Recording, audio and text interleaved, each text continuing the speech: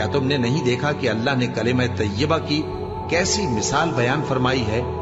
وہ ایسی ہے جیسے پاکیزہ درخت جس کی جڑ مضبوط ہو اور شاخیں آسمان میں پھیلی ہو، وہ اپنے پروردگار کے حکم سے ہر موقع پر پھل لاتا ہو، اور اللہ لوگوں کے لیے مثالیں بیان فرماتا ہے تاکہ وہ نصیحت حاصل کریں۔ اور ناپاک بات یعنی غلط عقیدے کی مثال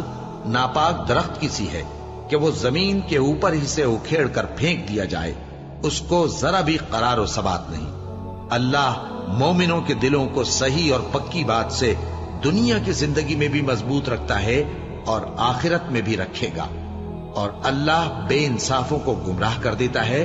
اور اللہ جو چاہتا ہے کرتا ہے۔ کیا تم نے ان لوگوں کو نہیں دیکھا جنہوں نے اللہ کے احسان کو ناشکری سے بدل دیا اور اپنی قوم کو تباہی کے گھر میں لا اتارا،